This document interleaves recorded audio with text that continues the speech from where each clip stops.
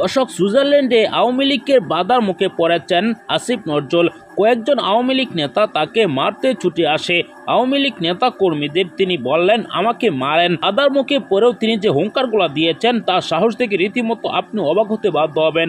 এমনকি দেখা মিলেছে ওবায়দুল কাদেরের। ওবায়দুল কাদের কোথায় আছেন এই ভিডিও শেষে দেখতে পারবেন। না টেনে একদম শেষ পর্যন্ত দেখবেন। চ্যানেলে নতুন হলে সাবস্ক্রাইব করে রাখবেন পরবর্তী আপডেট পাওয়ার জন্য। ভিডিওতে একটি লাইক দিয়ে দেখতে থাকুন সম্পূর্ণ। সম্মানিত দর্শক, আপনারা জানেন আওয়ামী লীগের সাধারণ সম্পাদক ওবায়দুল কাদের সাহেব তিনি বলেছিলেন যে পালাবো না।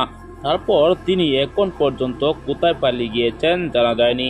হঠাৎ করে তার একটি ভিডিও সামাজিক যোগাযোগ মাধ্যমে ভাইরাল হয়ে যায়। দেখা যাচ্ছে যে তিনি একটি পার্কে হাঁটছেন। তিনি কোন পার্কে হাঁটছেন তা কিন্তু বোঝা যায়নি। ওবায়দুল কাদের তিনি কি এটি ইচ্ছাকৃতভাবে সেই ভিডিওটি প্রচার করেছেন নাকি এটি আগের ভিডিও সেটি কিন্তু শনাক্ত করা যায়নি।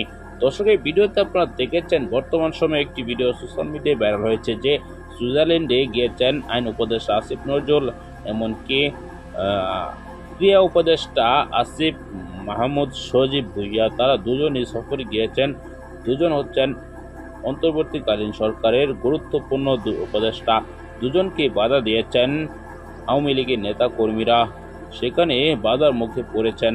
তারপরেও কঠিন হুঙ্কার দিয়েছেন আইন উপদেষ্টা আসিফ নজরুল। তার বক্তব্য শুনে সকলে অবাক হয়েছেন। আপনারা দেখেছেন, আপনার মতামত জানাবেন।